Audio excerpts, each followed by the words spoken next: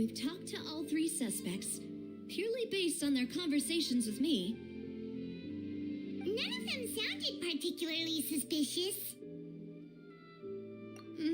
I suppose that's to be expected, though. If a single conversation's all that's needed to find them out, then my father wouldn't have needed to investigate the case for so many years. Anyway, even though we didn't make a breakthrough, let's still compile what we were able to find.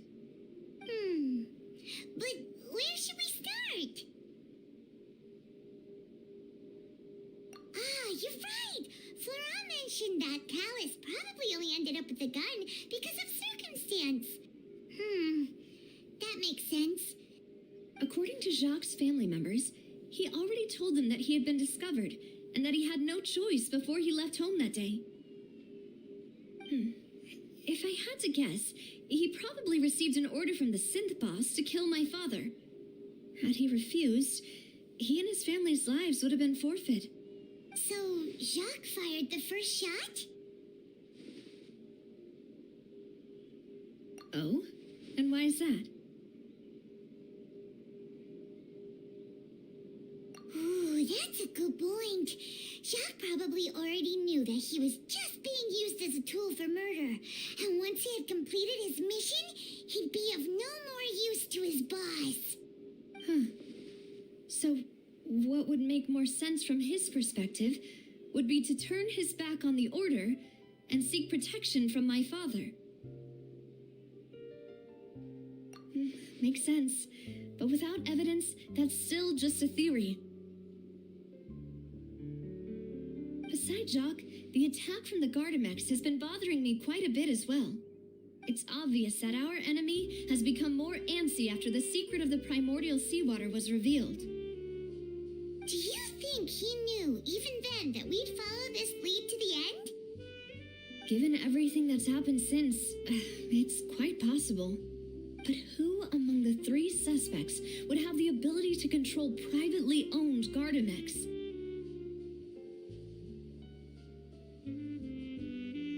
Florent? It is true that he was closest to my father, and thus had the best chance of learning about his dealings with Jacques. But as Spina di Rosula's advisor, his work mostly deals with personnel and security, so he shouldn't have much means when it comes to finances. So you're saying he's too broke to afford a mecha army? Exactly. He can't. And even if he could, I don't think he would be able to dispatch a whole group so quickly.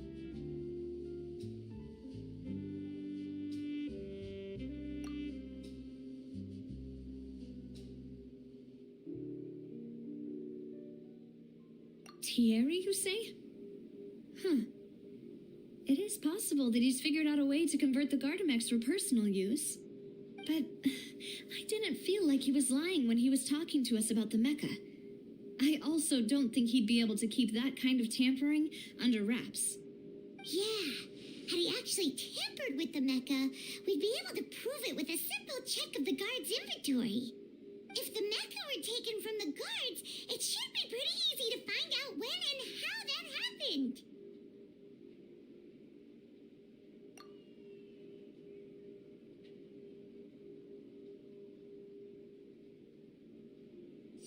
Uncle Marcel? My father did really trust him. And they worked together on a large number of projects. Maybe that's how he got to know Jacques.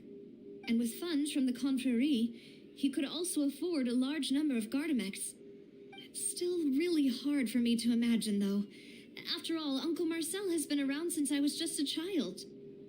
Also, wouldn't this mean he has been spending a whole lot of mora and energy to fight his own synth business? Who could it be?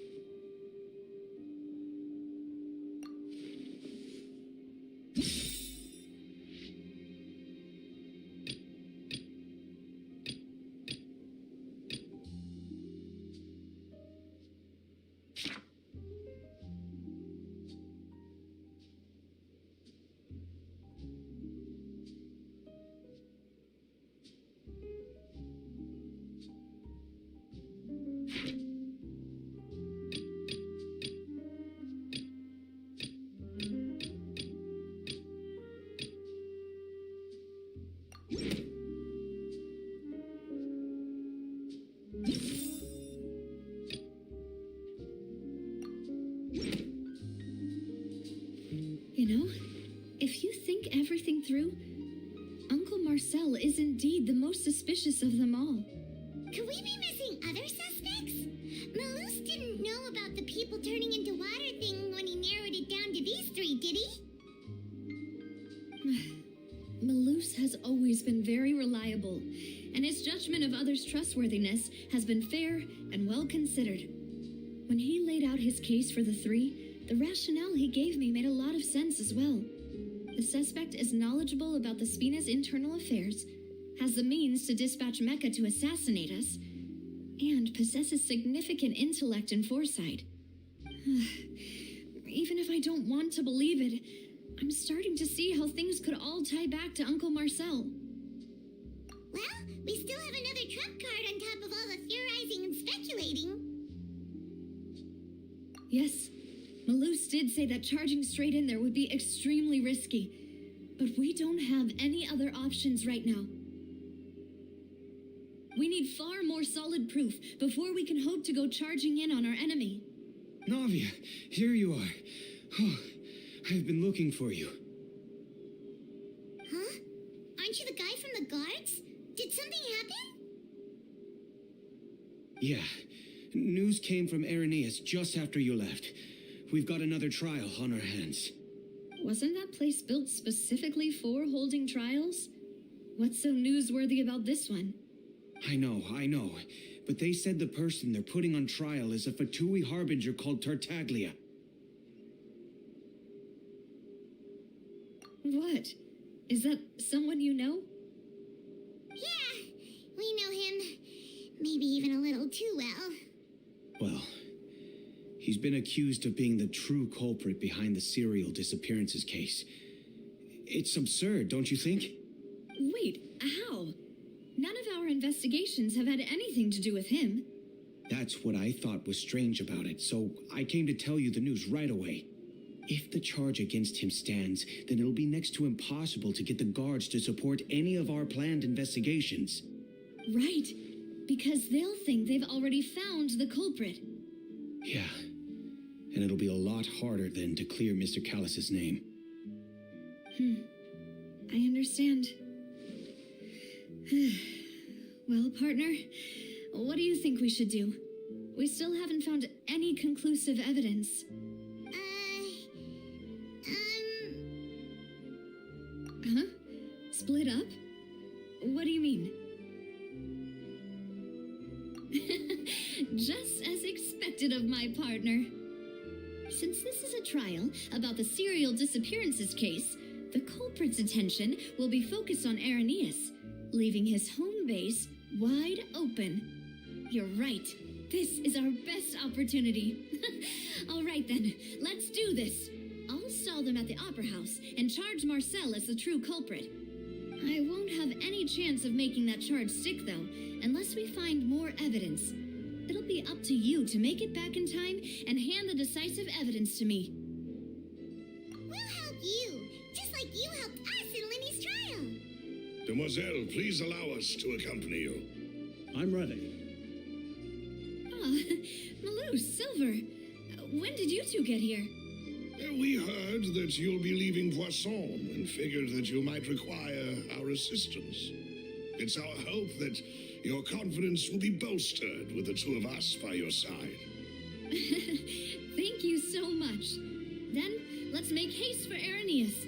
Paimon, Traveler, I'll see you at the Opera House. See you then!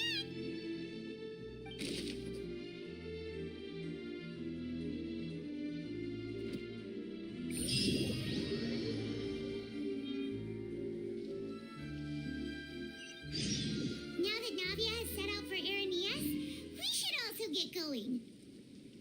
The location has already been marked on the map, so let's head over.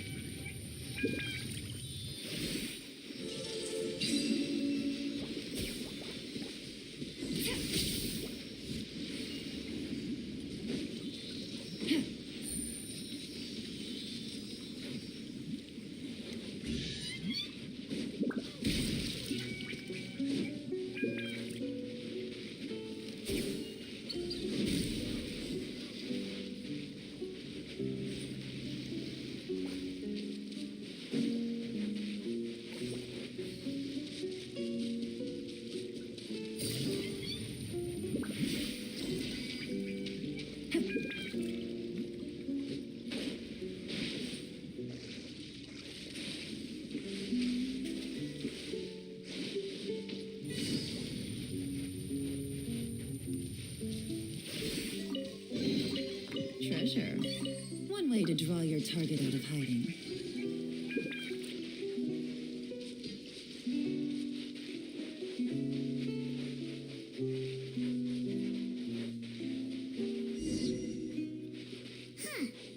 According to Malusa's info, the synth production base is underwater.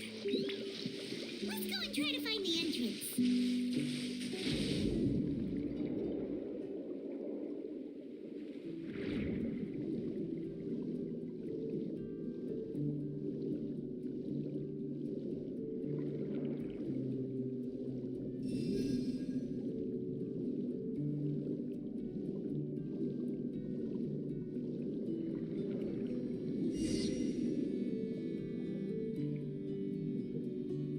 Finally found it!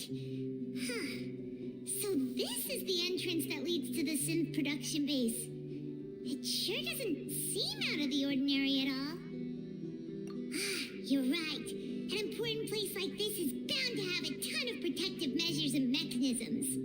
Navia's probably arguing up a storm right now to stall for us.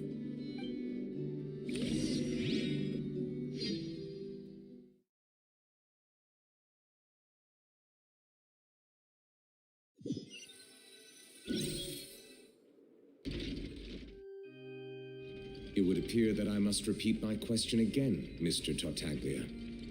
Do you accept the charge that you are the true culprit behind the serial disappearances case? To be perfectly honest, I don't understand your country's complicated court system or the reason why I'm being charged with something I've never even heard of. However, I did hear that people who have been charged can choose to participate in a duel to clear their name. Is that right? In which case, as long as I accept the charge, I can have an all-out fight with that champion duelist Clorend, right? I've got to admit, that's one of the most enticing offers I've ever received. When I privately sparred with her last time, she was obviously holding back. Real disappointing. Hey, don't you understand? You're currently the prime suspect for a major case. This isn't the place for you to be looking for fights. Oh? Sounds like the Hydro Archon wants to lecture me on the ways of the Opera House. Then why don't you duel me too? I'm the kind of student that learns best in the heat of battle. No. That's not what I meant. Alas, it would appear that communication with the defendant is going poorly, and we have made very little progress. In that case, let me explain everything from the very beginning again.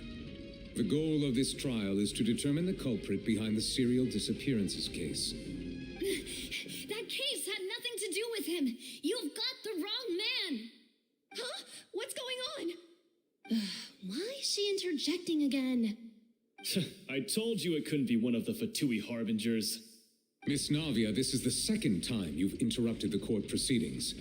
I only tolerated your behavior last time because you were able to provide the court with a key eyewitness. But that was an exception rather than standard court protocol. I can very well charge you with contempt of court for your interjections. Oh, please. Did you ever think I had any respect for this place's pointless theatrics? We can put that discussion aside for now. I'm not here to argue with you. I'm here to charge the true culprit behind the serial disappearances case. And if my charges prove true, then Tartaglia here will be proven innocent by default, correct? Oh, a young lady has charged in and offered to clear my name. How fascinating. Well, I'd gotten half bored to death by all these rules and procedures anyway, so I'll take you up on that offer. So, Your Honor, is there nothing else for me to do now? You may take a seat for now in the audience, but that doesn't mean the suspicions against you have been lifted. Now then, Miss Navia, who is the person you would like to charge instead? That person is...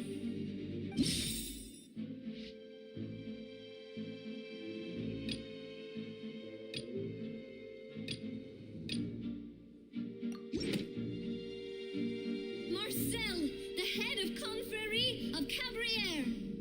Huh? What Confrérie? Never heard of them in my life. I've heard of them, but Weren't they Spina di Rosula's sister organization? Oh, is this going to be a friends to enemies type situation? Please let me remind you, Miss Navia, that charging someone is an incredibly serious matter. Committing to the charge also means taking on the legal responsibilities associated with it. And if the charge fails, depending on the circumstances, you may also be charged with the crime of making a false accusation. Knowing this, do you still wish to charge this man? Yes, I do. In that case, I declare the charge to be valid. Miss Navia and attorneys, please take your places on the court. Members of the guards, please contact Mr. Marcel right away so that he may stand trial.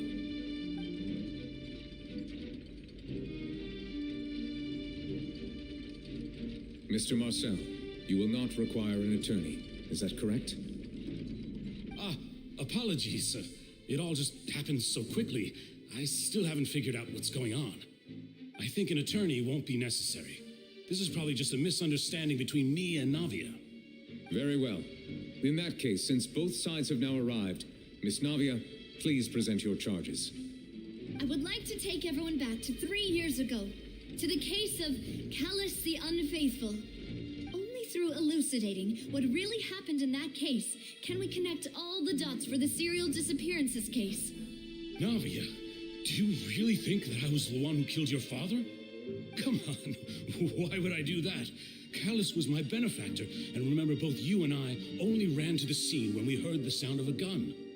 If that's enough to make me a suspect, wouldn't that make everyone at that banquet a suspect as well? I think there's no point in getting into the specifics right now. The audience doesn't even have the big picture yet. Even I'm struggling to remember some details of that case. Exactly correct, Your Honor. I must refresh everyone's memory about that case before I can explain my charge and reasoning. I see. In which case, I will recount the findings about that case as originally recorded by Maison Gardiennage.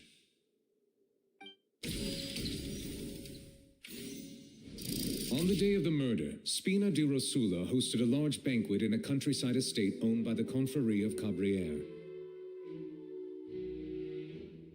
During the banquet, all attending guests heard 2 gunshots from the courtyard.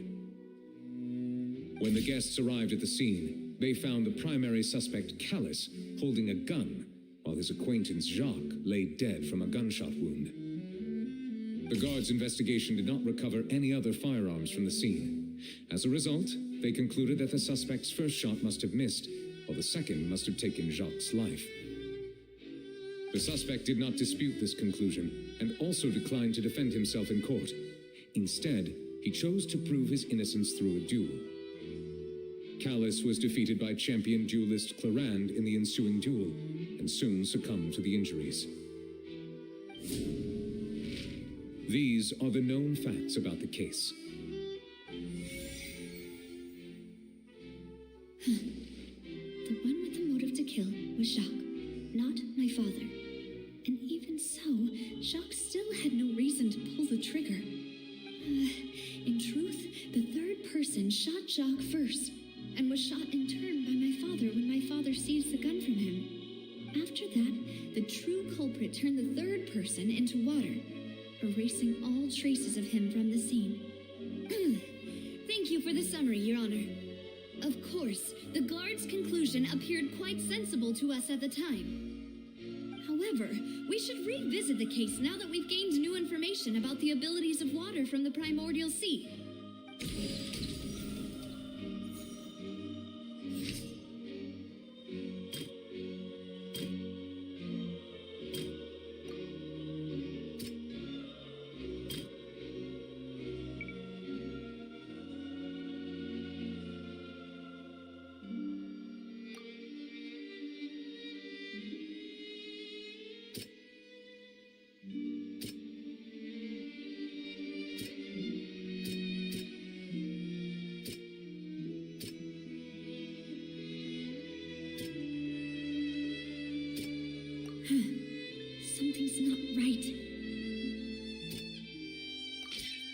testimony of the victim's family confirms that Jacques had thoughts of assassinating Callus when he set out for the banquet. However, in the end, he reconsidered and instead shared everything with Callus, hoping to seek the latter's protection. Unfortunately for Jacques, the true culprit had already considered this possibility and had sent out another assassin.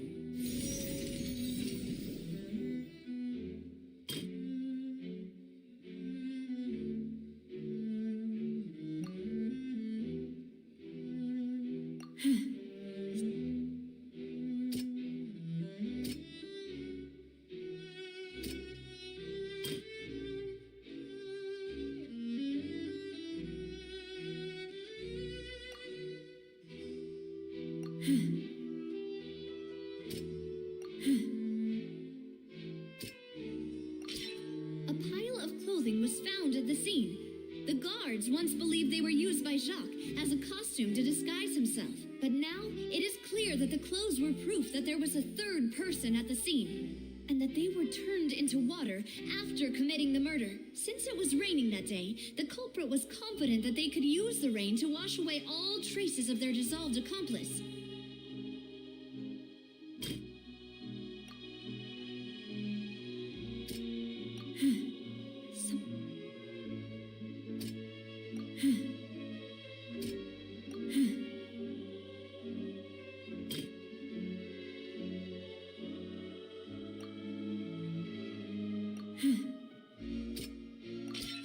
This assassin first shot Jacques, then turned to shoot Callus, only for Callus to wrestle the gun from him and kill him instead. Realizing this, the true culprit caused the hired assassin to dissolve into water, leading everyone to believe Callus was responsible for Jacques' murder. This is the true version of events.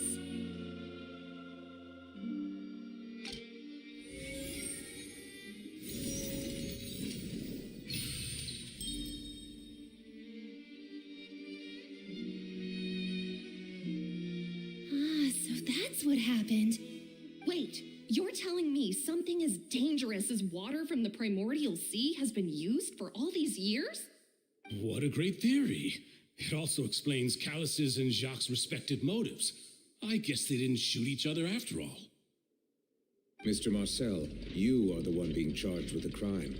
You should provide a rebuttal if you wish to prove your innocence. But I think I agree with everything Navia just said. In fact, there was nothing in her speech that directly implicated me. Then, may I ask some questions? In my opinion, we primarily need to determine two things. One, do you have the evidence to back up your claims?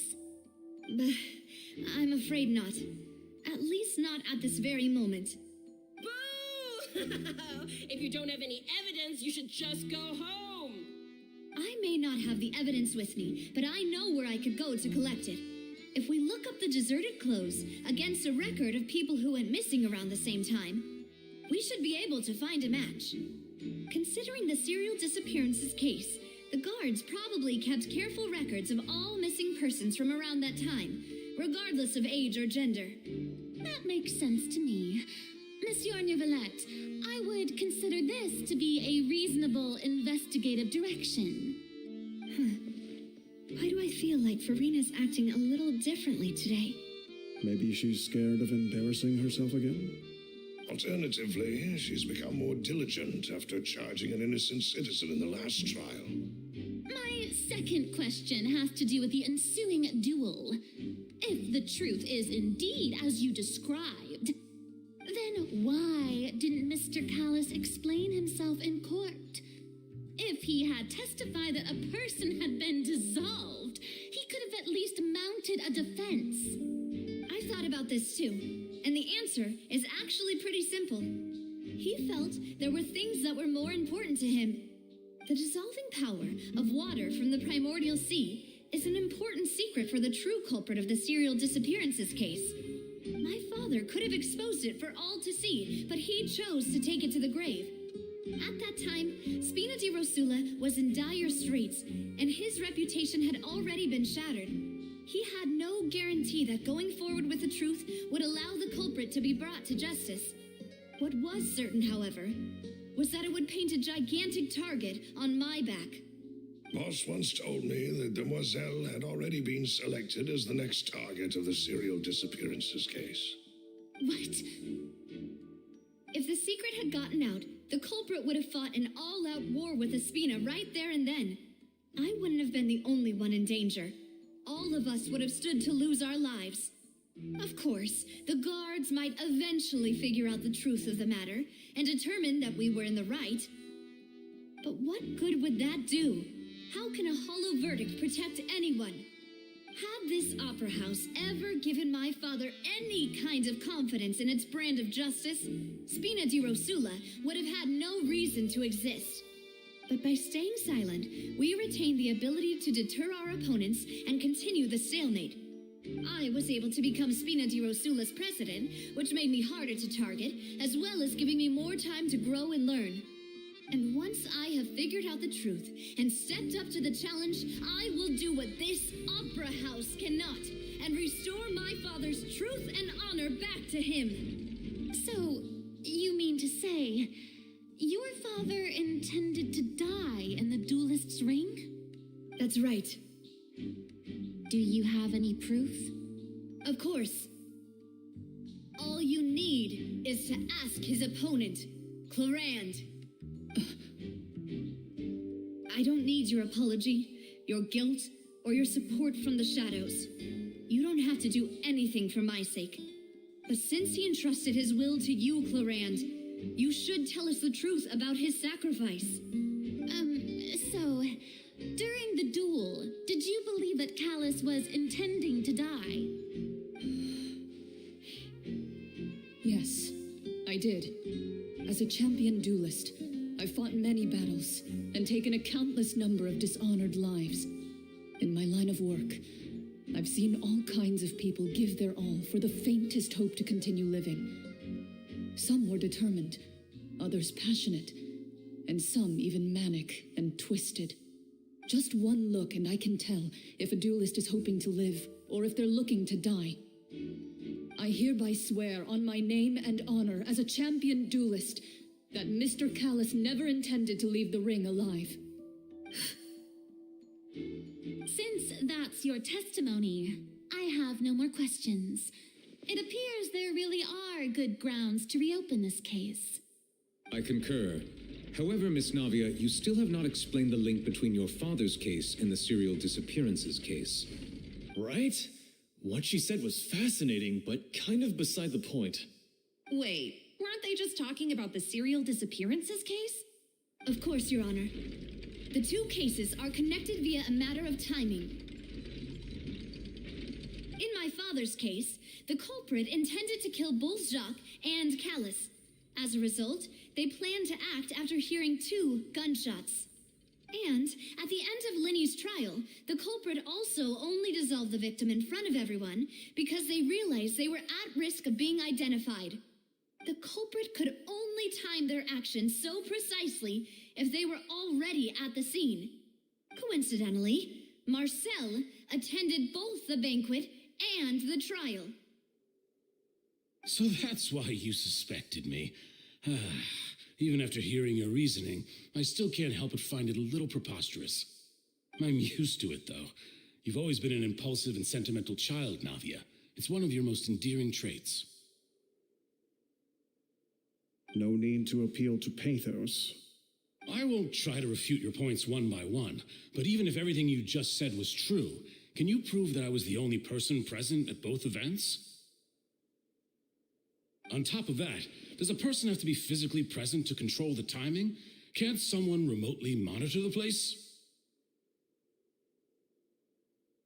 I don't know what she can say to that. I know that even with that, you might still think you can reduce the list of suspects with some further investigations until I'm the only one left on the list. Alas, who won't feel at least a little hurt by an accusation of murder from a girl you see as your own daughter? But if I were to dismiss this completely, you'd also think I'm not being considerate of your feelings. Ah well, let Uncle Marcel teach you another lesson. Do you know what the biggest flaw in your reasoning is? I I suppose you're gonna tell me anyways. It's timing again. I'm a businessman by trade. From that standpoint, there's no reason for me to kidnap young women. It's a high-risk action with nothing to gain. In addition, I left my home in Snezhnaya when I was young to come to Poisson and work in some trade. My business only thrived when I received Callus's patronage. But the disappearances began before I ever stepped foot in Fontaine. I do apologize, demoiselle. This was my mistake. No, it's not your fault. I'm sure he had come prepared. Is there anything else you'd like to say? Would you like to check the date of my first business license against the first known case of the serial disappearances? You can also take a look at my border entry records, or ask my friends and family when I left Snezhnaya for the first time. Could those records and testimonies do something to appease the unspeakable anguish in your heart? Seems like she got the wrong guy. At this rate, Navi will be convicted for falsely accusing him. I think you've done a superb job of dissecting your father's feelings as he neared the end of his life.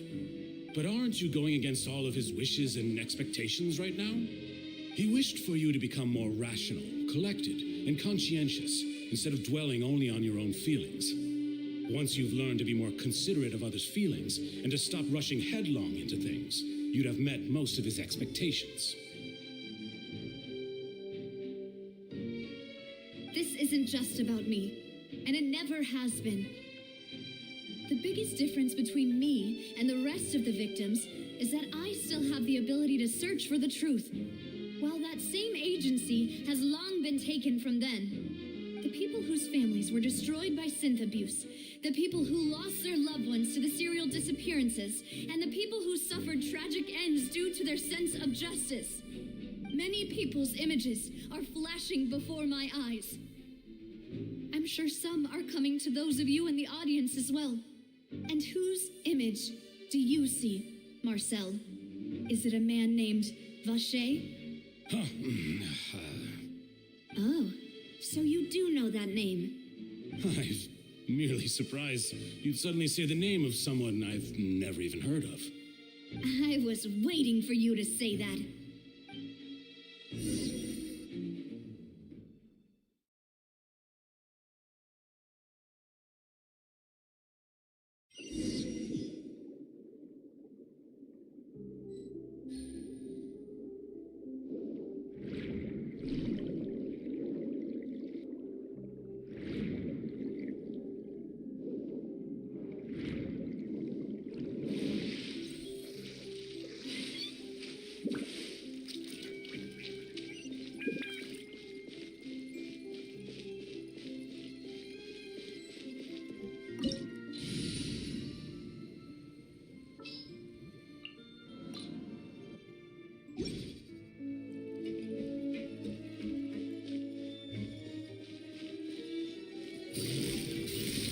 Quietly now. This is order. Here comes the catch. There is no escape.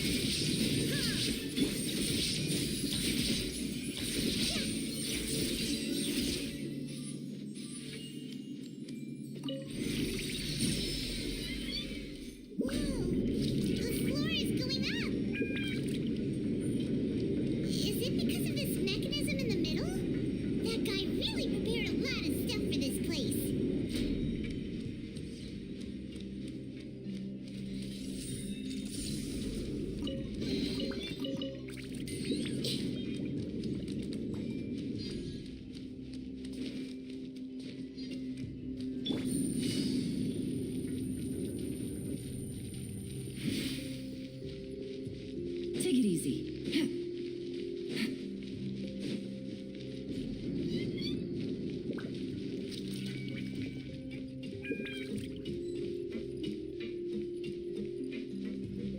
Paimon thinks we need to go up, but Paimon doesn't see a way.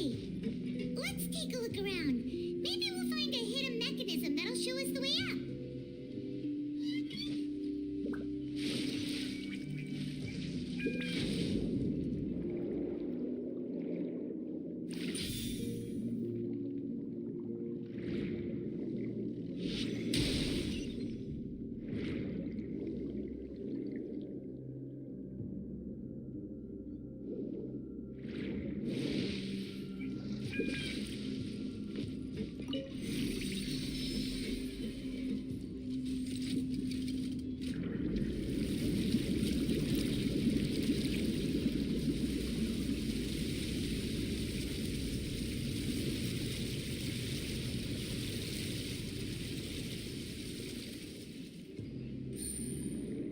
The water level is rising.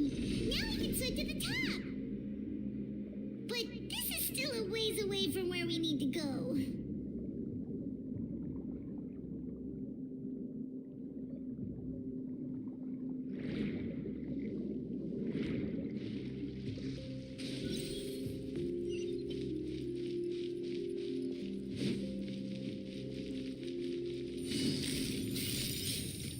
Gotcha. Stabilize. Order guide you. I see everything.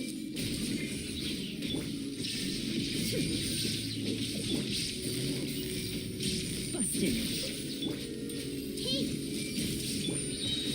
Gather. This is order.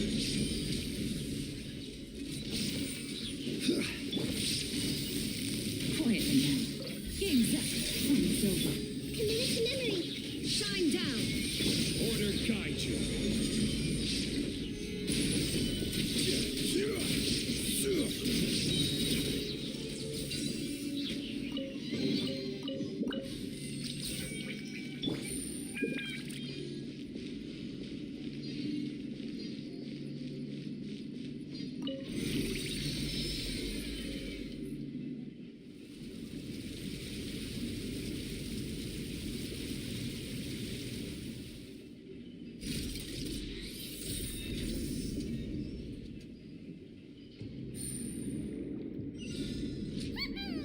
Now the path is clear. Let's go.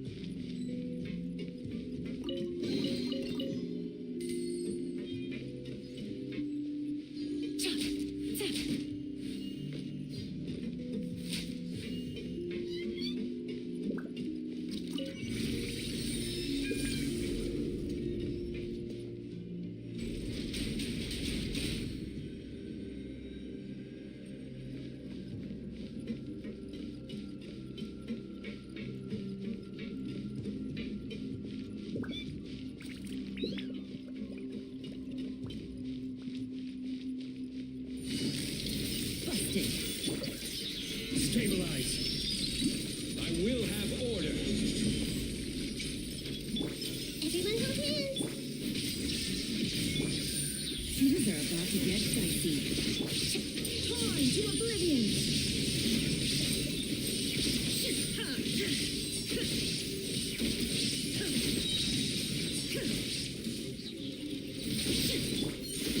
Solidify. This way, turn a little bit.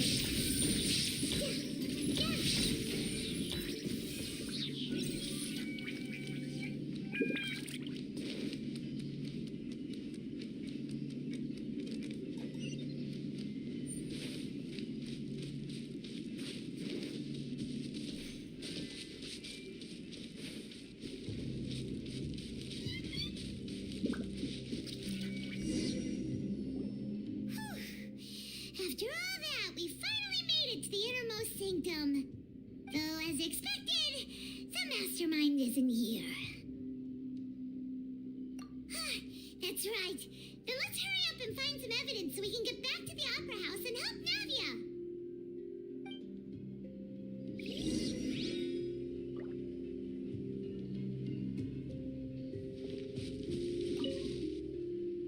What's all this? It's a bunch of really cute things. Pink accessories, a hair tie, a necklace, even a makeup box. Oh, Paimon sees it too, but why are all these cute things labeled with different girls' names? Huh? You mean the girls from the serial disappearances? They were brought here? And then they were turned into water. And all the boxes of things. These names. That means... Oh, this is terrible.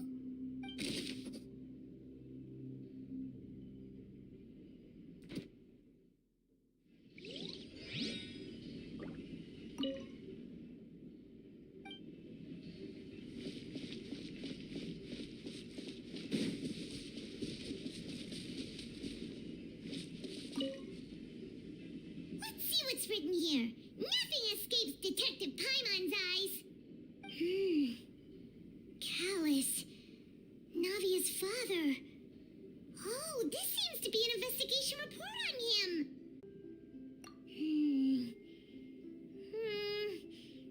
Yep, it's about finding someone to assassinate Jacques and Callus because of a lack of confidence that Jacques himself would go through with it.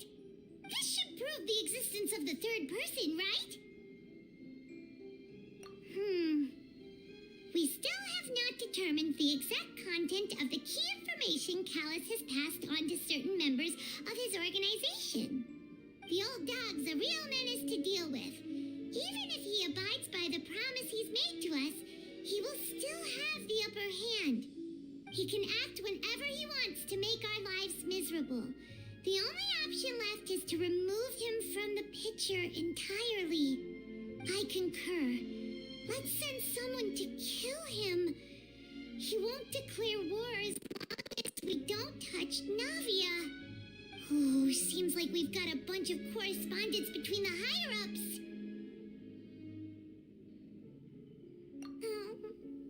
They're all just so evil.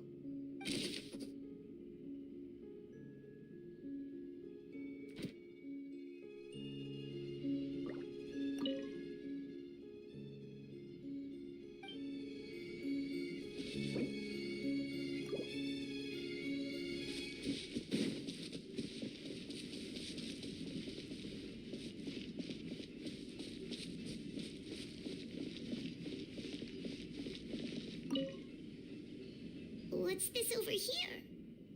Looks like some kind of place for research.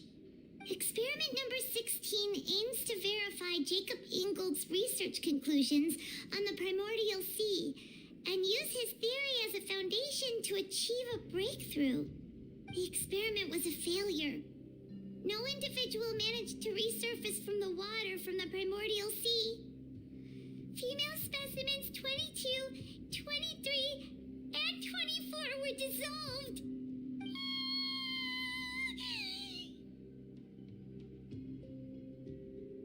Sorry, traveler. Paimon will try her best. It's just that Paimon's never read something so scary before. How can someone write something that terrible in such a matter-of-fact tone? You read the rest. Paimon's too scared to keep going.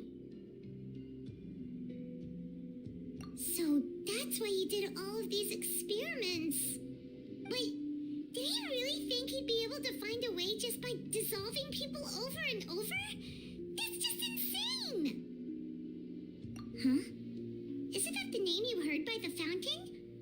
Paimon thought he was an eyewitness in the serial disappearances case.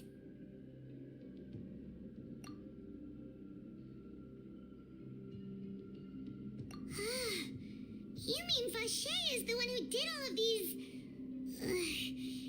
experiments? So that's it. Vache was no victim, but personally took his lover and... No, that's not it either. If that's the case, why would he want people to resurface from the water? In any case, Paimon will write it all down.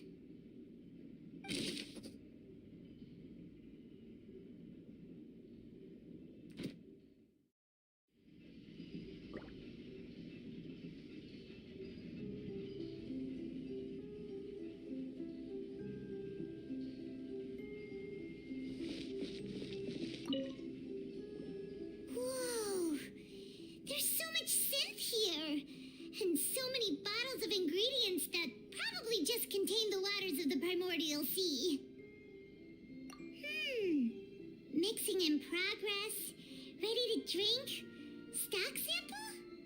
Huh. They've also got all the synth pretty clearly labeled. Whoa, there's even fruit-flavored synth?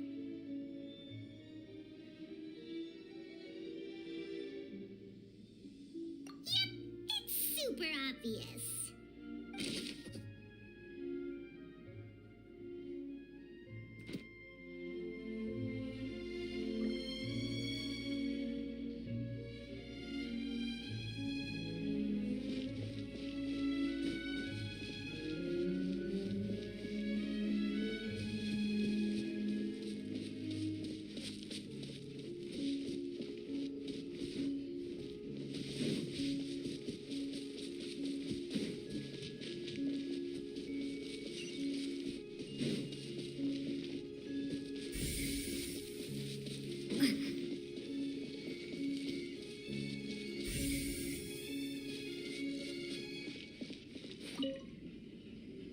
Oh, look! There's an important-looking basin over here, and it's full of water! That means this is where they make all the synth! And that special water is the main ingredient! If you dilute it with normal water, you'll get synth, but the pure stuff can dissolve a human! Paimon will take notes on this incriminating evidence.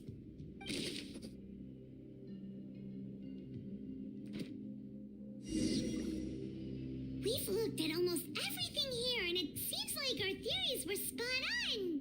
But yeah, we haven't found anything that reveals his true identity. No wonder even Neuvillette wasn't able to find anything. Whoever it is probably destroyed everything to do with that name a long time ago. That way, even if we bring all this back to the opera, we won't be able to identify the true culprit. Sure thing. Paimon won't admit defeat to this guy either.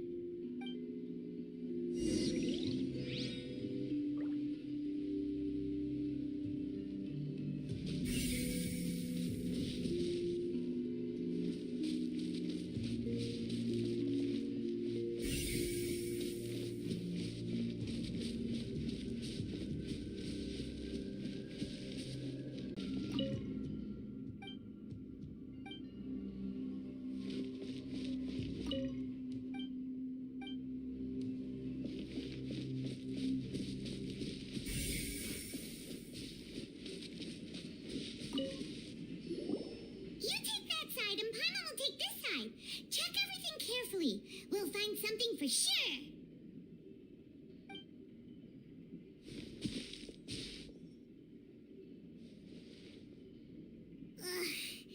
Nothing at all. And Paimon can't even find snacks either. Whoa, really? Let Paimon see. Vinier. Isn't that Vache's lover's name? Then you found her diary. Let's see. Aw, it's just a normal diary chronicling their love story. She was so sweet, too. Oh, Paimon feels even worse for her now.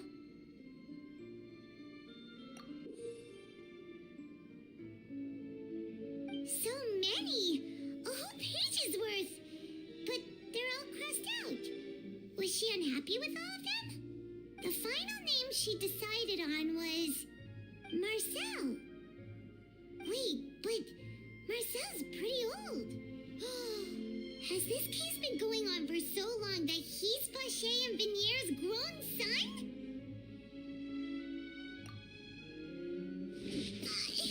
Hey! Paimon still hasn't figured it out yet.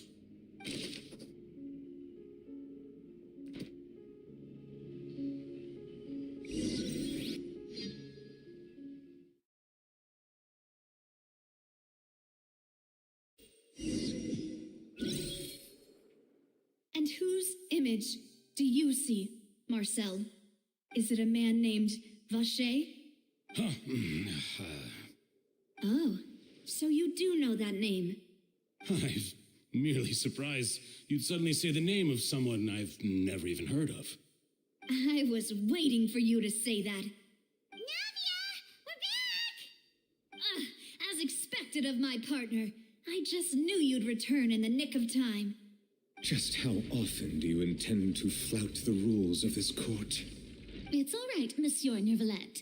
Given their confidence, I expect they've found the crucial evidence.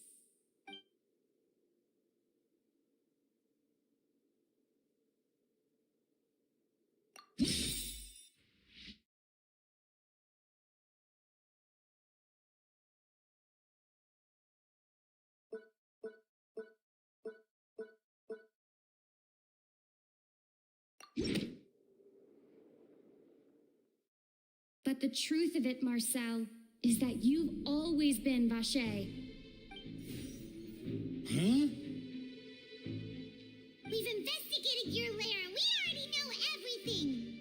After your lover, Venier, was dissolved, you kept abducting young women to experiment on the hopes of bringing her back to you.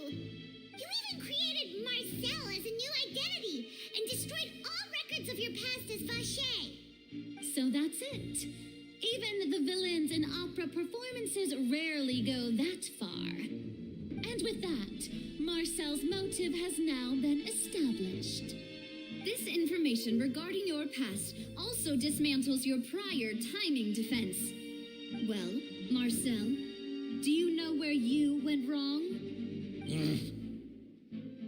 You fixated your gaze on the lover that passed away, instead of paying attention to the living people around you. So, you never noticed how we changed, or how we grew as individuals. You also never understood Boss's real expectations for his daughter. Or our determination to see things through. Your determination. Mr. Marcel, please speak up now if you would like to defend yourself. Otherwise, the trial will move on to the next stage. Do you really think I wanted to do any of this? Pay attention to you? What for? Have you ever paid attention to me? Ever empathized with my pain? Ever known how it feels to watch the love of your life dissolve right in front of your eyes? No one helped me. No one even believed me. All those decades ago, even the officers from the Maison Gardiennage were laughing at me. They said there's no way a human being can turn into water. So I must have gone mad from grief. Vinier's death was brushed away by all of you as if it didn't matter at all. Well, now you know, don't you? Ha! Well, it's too late now. All those who were dissolved are gone forever. You only have yourselves to blame. You set up this ornate opera house in pursuit of your so-called justice, your beloved drama, while turning a blind eye to the suffering of the people. Venier is dead. We promised each other that we would always be together. Wherever she goes, I will follow. But I'm not from this blasted place, so I can't be dissolved, no matter what I do.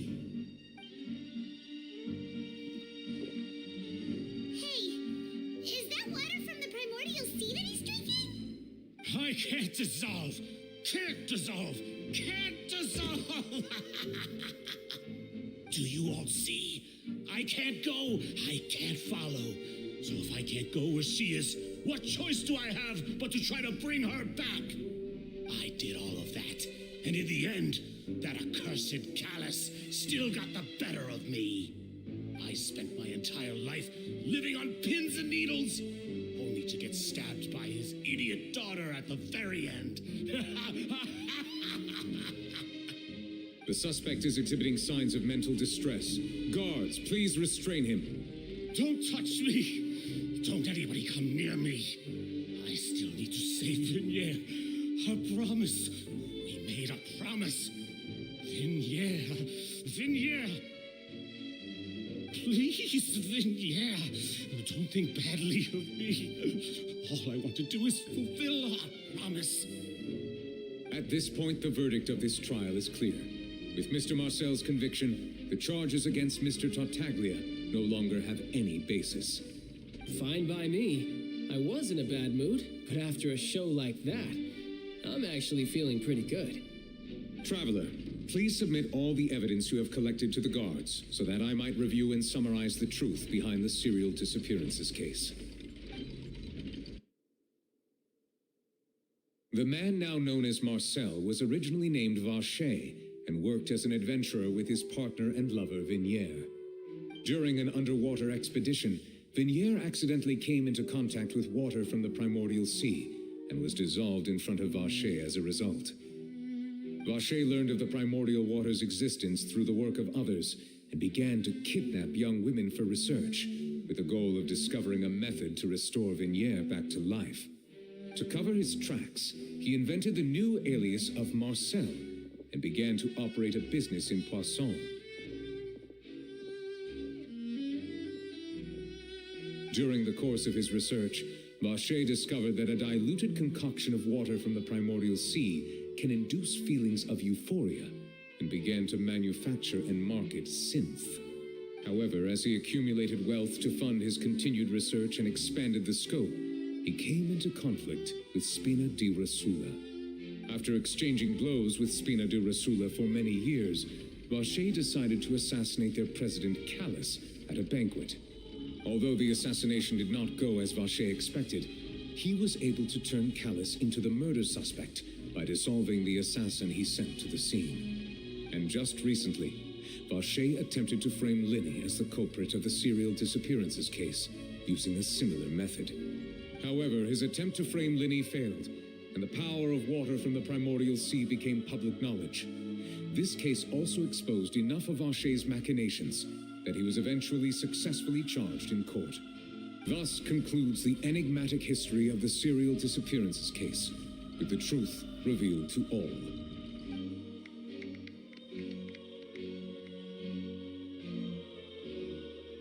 The oratrice will now deliver the final verdict regarding the charges against Mr. Vacher.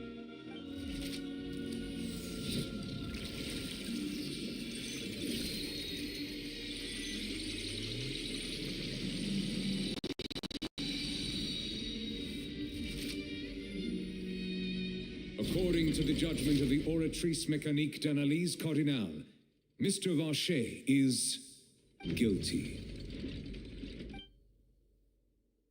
Guards, take Vacher away. Good. It's what he deserves. With that, the serial disappearances case is over now. We really just witnessed history. Who would have thought the true culprit would be such a polite and well-spoken guy? Yippee! We helped Navia bring the bad guy to justice! He's hurt so many innocent people, and now he's finally getting what he deserves. Huh? Are you okay? Demoiselle, you were absolutely brilliant. The day our late boss had always hoped for has finally come. You can rest easy now, knowing justice has been served. Yeah. It's finally over. It's all thanks to you guys. And my partner. See, Papa? Spina di Rosula's still doing well with me at the helm. Well now, hasn't this been a most delicious piece of drama? The villain has been caught, justice has been served, past wrongs have been righted, and it's a big ol' happy ending. Since it's been such a great show, I'll just let the false accusations against me slide. Either way, I've still got some business to attend to, so if you'll excuse me... Please wait just one moment, Mr. Tartaglia. What now? None of this has anything to do with me.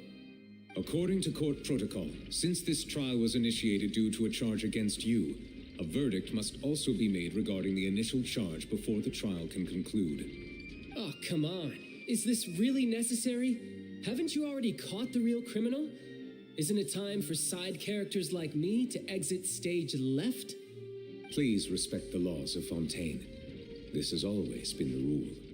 All right, but this sure is a lot of hassle. All I need to do is stand over there, right? Let's just get this over with. Through evidence presented in the public trial that was just held, it has been established that Mr. Tartaglia has no direct connection to the serial disappearances case.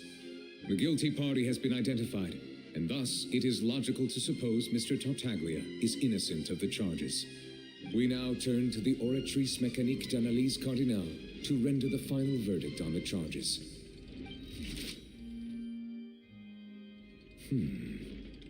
According to the judgment of the oratrice mécanique d'analyse cardinale, Mr. Tartaglia is guilty.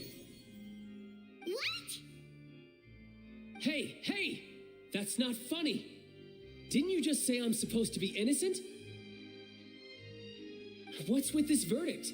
Is your justice machine malfunctioning? Huh? This has never happened before. The oratrice actually returned a different verdict from the Chief Justice. I mean, have you ever heard of an innocent Fatui harbinger? Do you think the oratrice might have just convicted him on general principle?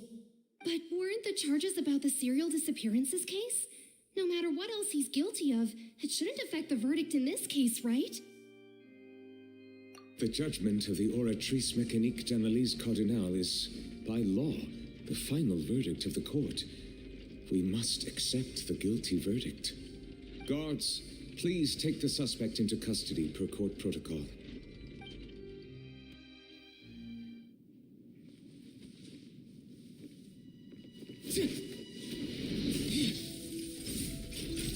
So this is how justice is done in Fontaine. What a joke. You've got your rules. Well, I've got mine too!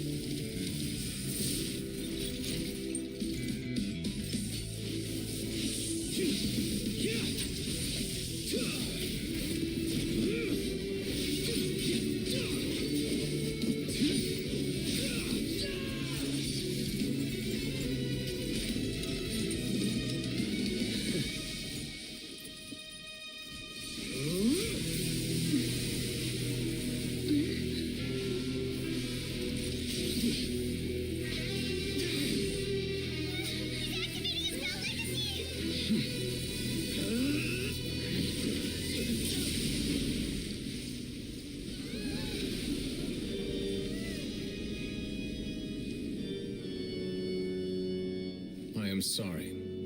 If you have been wronged, we will find the truth.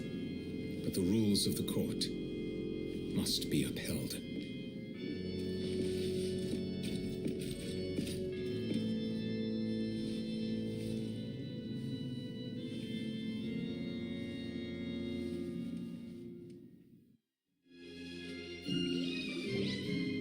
Hey, Monsieur Neuvillette, what's going on? Shouldn't they have been cleared already? Apologies. This is also the first time I've encountered such a situation. However, according to the rules established at the conception of Fontaine's court system, the oratrice's judgment is the final verdict of the court. All I do is follow court procedure. As for why the oratrice arrived at the conclusion it did, you should probably ask someone more knowledgeable than me. Why are you looking at me? I had nothing to do with it. I don't know what happened there either. Hey, stop staring at me! What does Lady Farina mean by that? She says she has no idea either, but that's impossible. Didn't she create the oratrice herself? Yeah, so are the verdicts reliable or not? Can results like this really be called justice?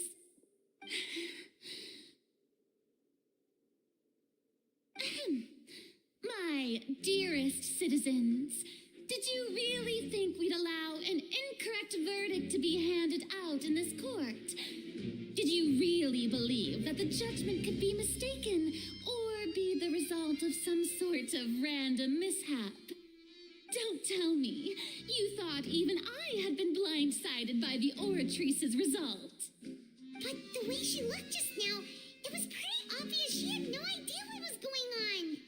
However, given the state of things, I shall give you an explanation. Everything that just took place, including my part of an elaborate performance, with every action meant to stir up drama and excitement. And, of course, for every performance, there is a script. Everything has unfolded exactly as I expected from the very beginning. As the embodiment of the very concept of justice, the oratories shall never render an arbitrary judgment. If you thought Child had nothing to do with the serial disappearances case, it is only because you've been blinded by the superficial appearance of innocence. Everything he's done, not to mention the danger he poses, are beyond ordinary comprehension and completely unforgivable. All shall be revealed in time. You will come to understand my noble intentions, as well as the absolute correctness of the oratrice's verdict.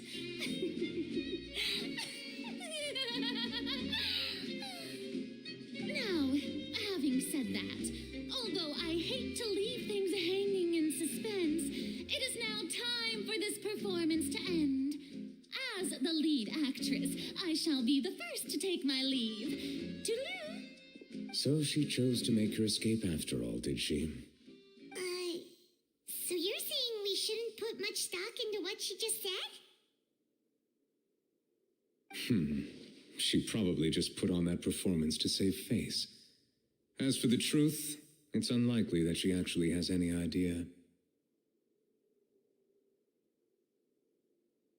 However, please be assured that I will continue to investigate this case in a personal capacity. Just as I promised, if the judgment has been incorrect, we will do our utmost to clear his name. All right. Even though we feel pretty badly for him, we'll take your word for it for now. After all, he's done plenty of bad stuff, so he should have known he'd go to prison someday, right?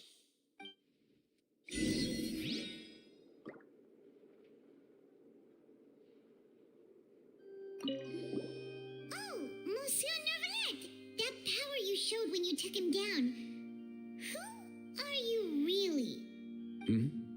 I'm the Chief Justice of Fontaine, of course. If officers of the law lack the strength and capability to enforce it, then it makes a mockery of justice.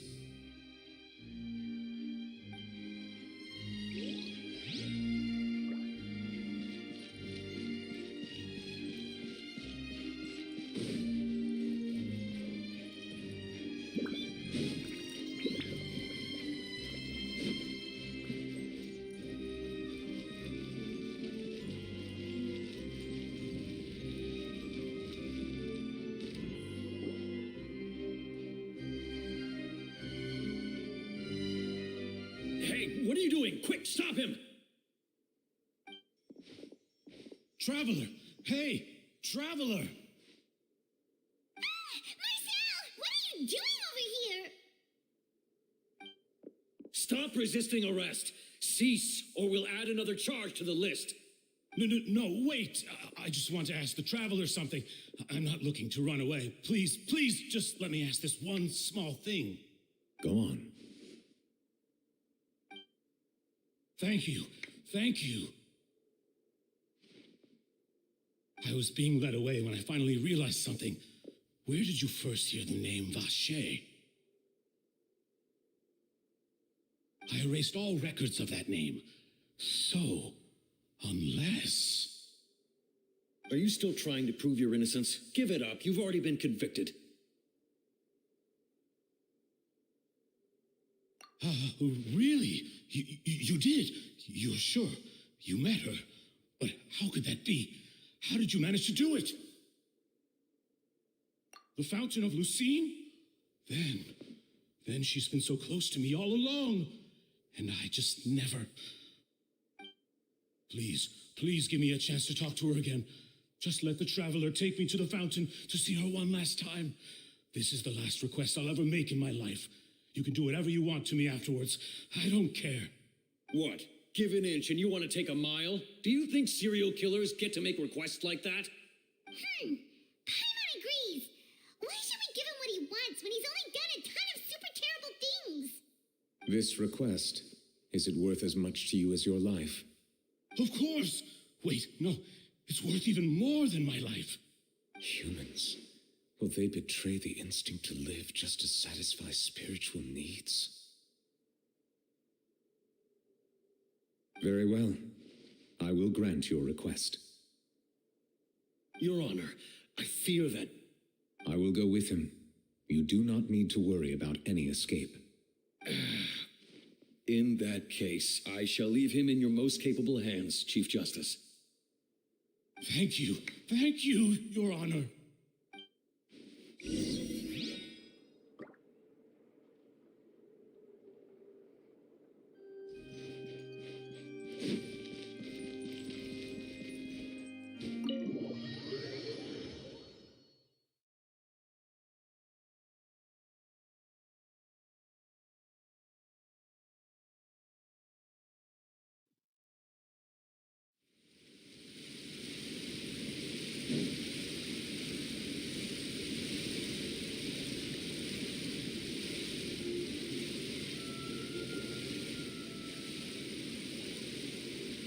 Is this the place?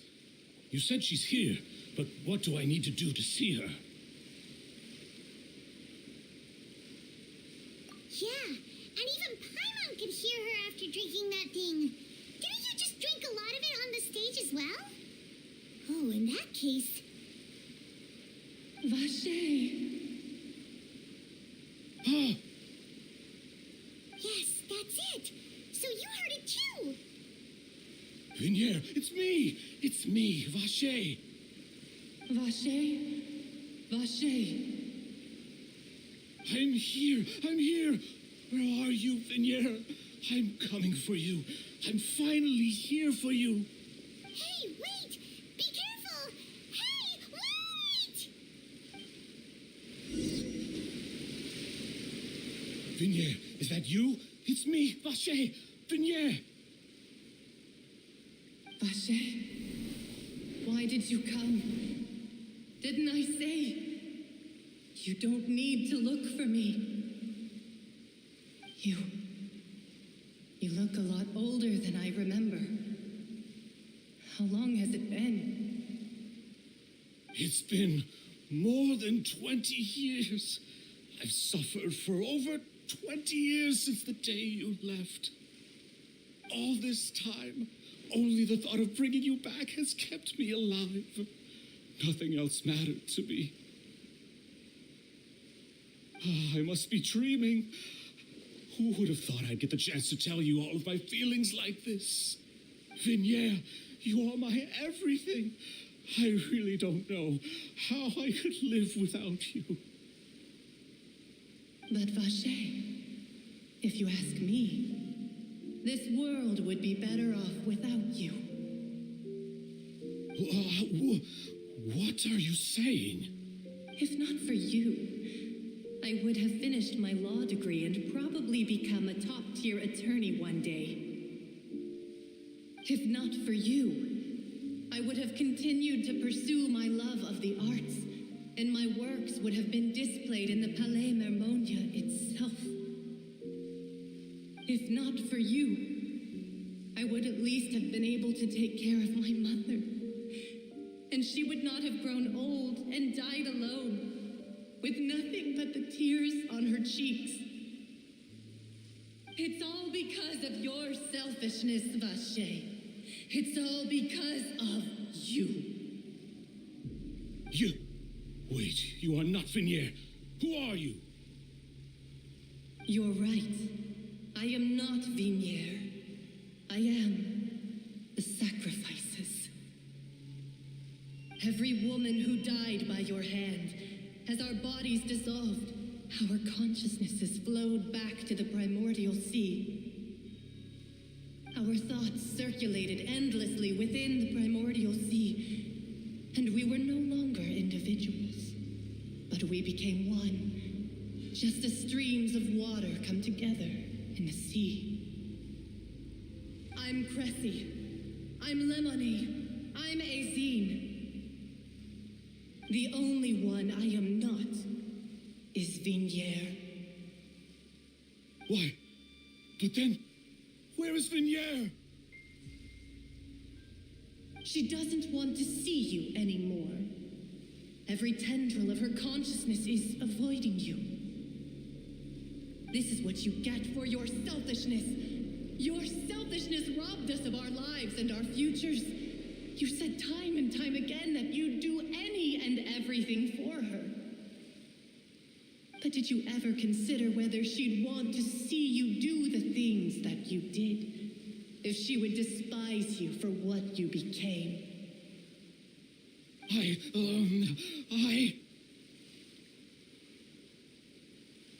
You are a liar, a heartless murderer, and a cowardly narcissist.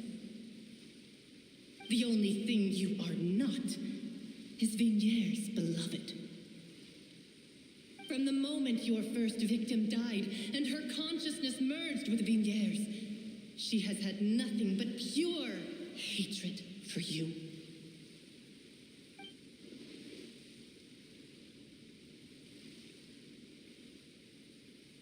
No! Vignier! She can't hate me. Let me see her. Please, have mercy. You still don't understand. When I said don't look for me, that came from the real Vignier. She really doesn't want to see you anymore. But on top of that, she also said that because it's her final drop of pity for you. She said that because she knew that if you did come here, we will show no mercy to you. Vache. Vache? Vache? Vache. Vache. Vache. Vache. Drown.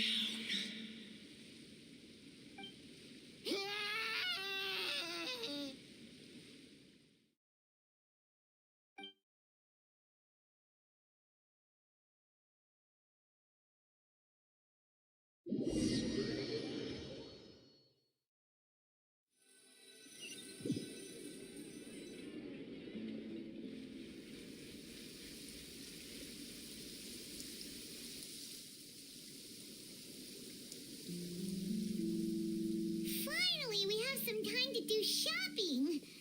Gosh, it's really been a long time since we've been able to relax. Well met, partner. I knew something great was going to happen when I woke up in such a good mood today. Even this weather can't put a damper on the demoiselle's mood. It's a pleasure to see you both again. Oh, hey, Navia! It's been a few days. Paimon's already started to miss you. Oh, now that I believe. I'm easy to work with and always bring home the bacon. Who wouldn't treasure having a partner like me? Sounds like you're really enjoying life these days, Navia. What have you been busy with since the trial? It's just been one thing after the other. I've been making non-stop trips between Poisson and the court since then. Everyone from Spina di Rosula organized a memorial for my father. We never held a memorial when he first died, since everyone knew that even if we held one back then, no one was going to come.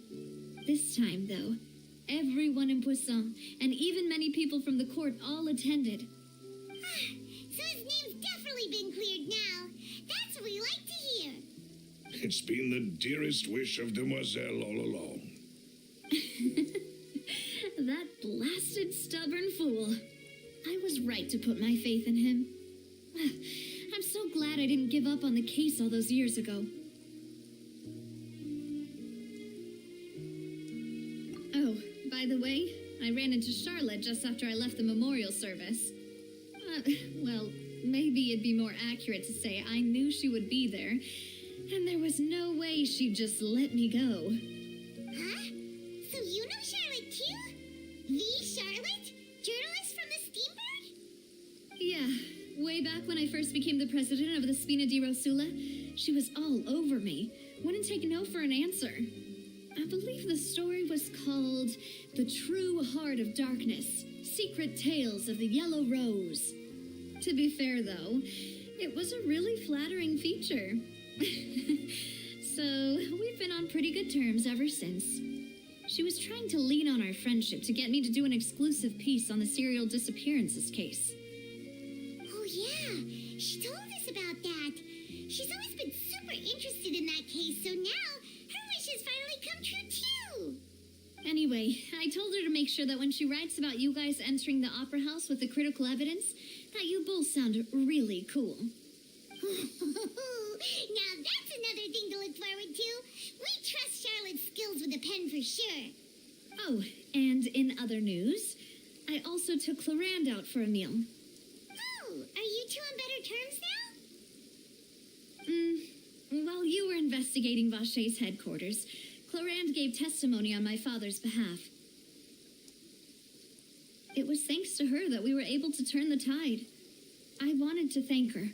I mean, there's also no point in being awkward all the time, so we took the chance to reconcile with each other. Oh, that's great. Paimon also thought Clarand wasn't actually a bad person. It's always good to have more friends. Anyway, now that the case has finally been solved, perhaps it will slowly begin to fade from the public consciousness. Oh, actually, there's still one last thing I need to do. What is it? I should pay a visit to my father's grave and tell him the truth of what happened, as well as how it all ended. And on top of that, just how much people still look up to him to this day. That includes me, too. Miss Navia. Indeed. We want to go too. We also think Callus is a really admirable person. Sure thing. I'd like you two to share the moment with me. After all, without you, there might not have been such a positive ending. Then in that case, everyone, let's be off. Considering the recent weather, we'll be lucky if we can reach Poisson before dark. Yeah, you're right. It's been raining non-stop for a few days now.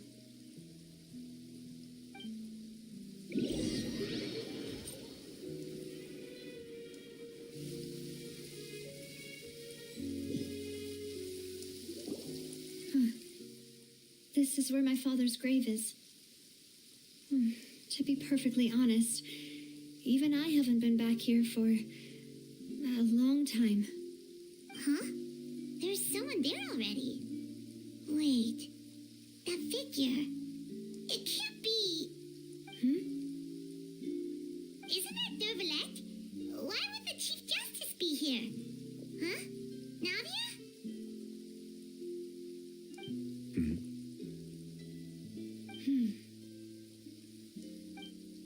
My apologies. I should have asked before coming to pay my respects. Don't say that. Sorry about that.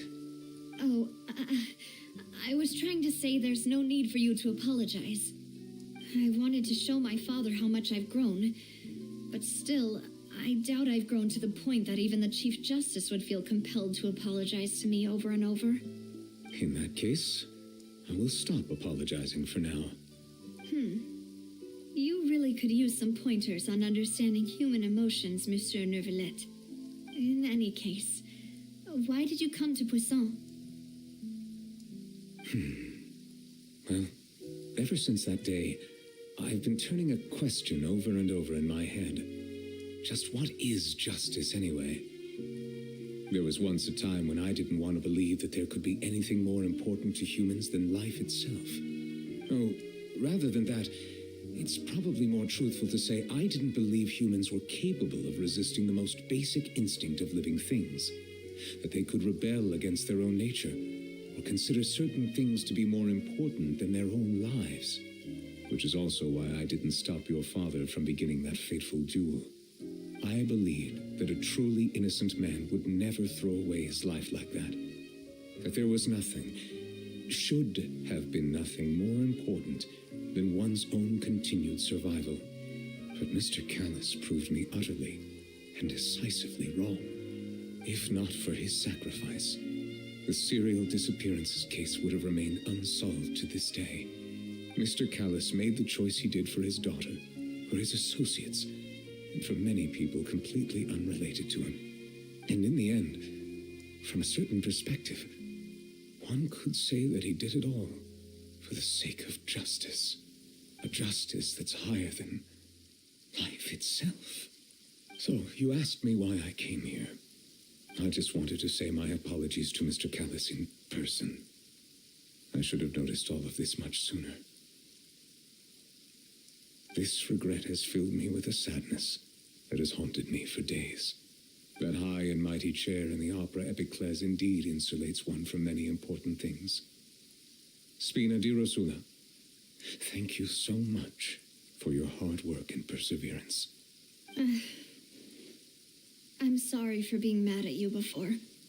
So, you're actually one of those types that's cold on the outside, but pretty thoughtful on the inside, huh? That reminds me of Silver, one of my guys.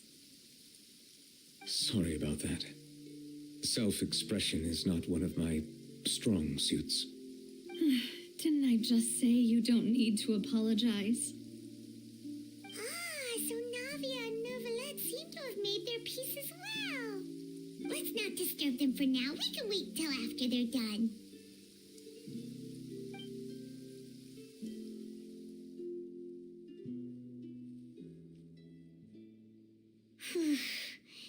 Paimon's never paid respects at someone's grave before. Did Paimon do anything rude there? Huh? Oh, Paimon didn't know that was a thing. But Paimon doesn't know what she would do if she can't fly. Oh no. Paimon hopes Miss Navia won't be too mad. Anyway, Neuvillette is still standing around there. It's not often that we can catch him alone like this, so why don't we go talk to him for a bit? If we can't talk to Lady Farina, we can at least talk to him, right?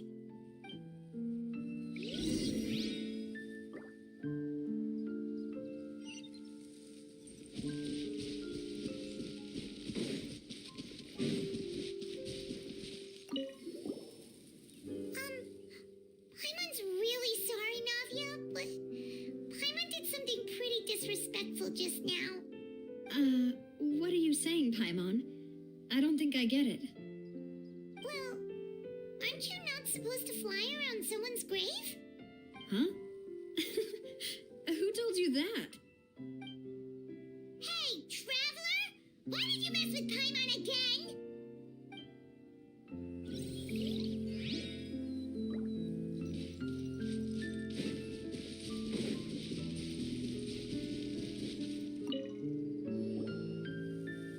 Oh, it's you two. Did Miss Navia invite you to come pay your respects to her father? Mm-hmm. We ran into Navia on the streets today, so we just followed her here. I see, I see. Then is there something that I can help you with?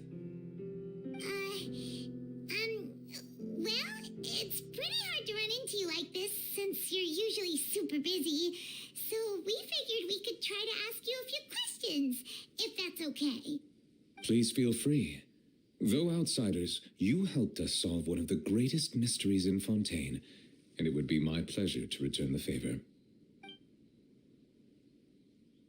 So, at court, the bad guys referred to that special water as water from the primordial sea. But what is it really? Truthfully, that name is already quite accurate. I can only surmise that Vacher and his ilk only learned of its nature and existence after extensive research. There used to be a special sea on the surface of this planet. The nature of its seawater was rather different from that of the sea we know today. Most of Tevat's life forms were first born in that special sea. You could say it nurtured much of the life on this planet. Huh.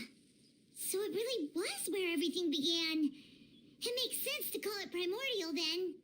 But today, the primordial sea no longer exists on the planet's surface. What Vacher discovered must have been some kind of special case, or a remnant from a truly ancient age. Huh. So that's how it is. Oh, you really know everything, Monsieur Neuvillette.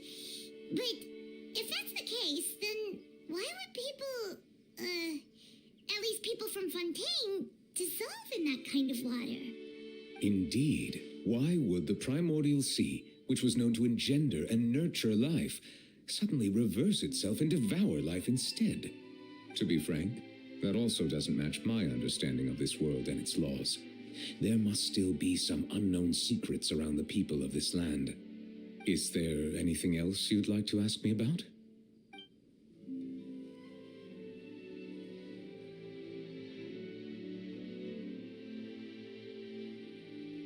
That the sea levels will rise and everyone will be dissolved in water, leaving Farina crying alone on her throne, but the sins of the people will be finally washed away for good. Does that appropriately summarize the version you've heard? That's right! It was Lenny that told us back then. And that about covers all the main points. Yes, up to the present, I think we reached a point where we have no choice but to confront this prophecy directly. Rumors have it that this prophecy is rooted in the last words the former Hydro Archon left to the world before she passed away. A prophecy? Of the former Hydro Archon? Wow. This is the first time that we've ever heard of it. 2 parts of the prophecy have already proven correct. The rising sea levels and the ability of the people of Fontaine to be dissolved. We should be more vigilant and stay on the watch for further signs. Speaking of the prophecy, Farina has also always taken it quite seriously. Indeed, she has been collecting information and intelligence from across Tevat for this purpose. If the rumors were true, then perhaps this prophecy is the conundrum left to Farina by her predecessor. But with Farina being the way she is, can we really trust her to solve it? Is there anything else you'd like to ask me about? My apologies. My investigation has still not reached its conclusion. However, I still believe the judgment of the Oratrice was not rendered arbitrarily. Huh? But you also said you thought he was innocent. For many years, I have been quite aware that the Oratrice does not simply mechanically repeat the verdict that I give on each case. As a divinely created mechanism, the people's unified faith in the concept of justice is integrated into it. Not only can it produce the incredible power of indemnitium, but it likely also possesses other traits, such as self-awareness. Which is all to say, I've been prepared for a situation like this for a long time. Huh. So when Lenny told us that he heard a human voice from the room where the Oratrice's core is stored... I was not aware such a thing had occurred. Perhaps that could serve to prove my conjecture. I will add that to the list of items to investigate. In any case, I am inclined to believe that the Oratrice does have a methodology all its own. We just do not have enough information. Based on Farina's reaction, I doubt even she had any idea what was going on. She managed to bluff her way through it, though, with her time-tested twin tricks of bravado and drama. While we do intend to get to the bottom of this, for now, we regret to say that the Fatui Harbinger will just have to bide his time in the fortress of Merapede. If we did incorrectly convict him of crimes he did not commit, we will most certainly compensate him to the fullest extent allowed by the law. If you ask Paimon, the only compensation he'll want is a no-holds-barred fight with you. Is there anything else you'd like to ask me about?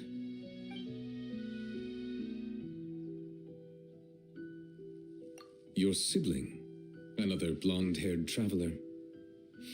I'm sorry, but I've never seen anyone who matches that description.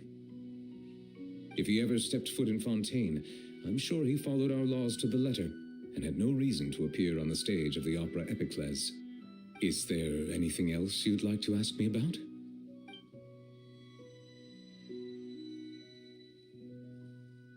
Very well. It was my honor to provide you with what answers I could. I very much enjoyed conversing with you. It will soon be time for me to leave this blissful tranquility behind and return to Palais Memoria. You really are super busy, Monsieur Neuvillette. Paimon thought you only came here to pay your respects today because you had the day off. Crime and villainy do not have the day off, and so justice must work around the clock as well. This is merely the nature of a justice's work. All right. You've got a point. Huh? Paimon just noticed that the rain has stopped.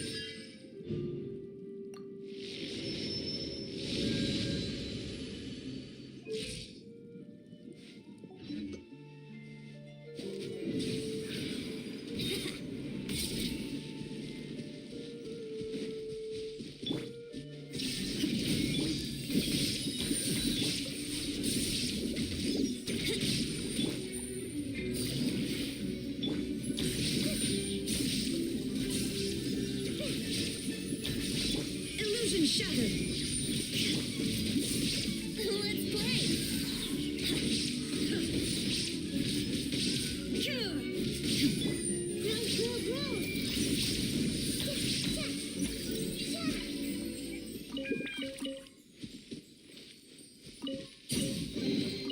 I wonder who this gift could be from.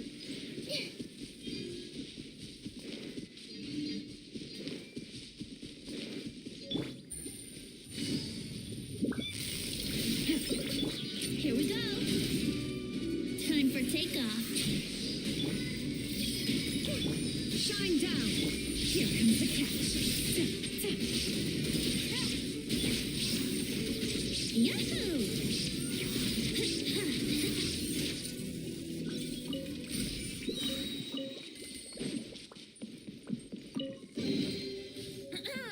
Have you heard the ballad of the treasure chest?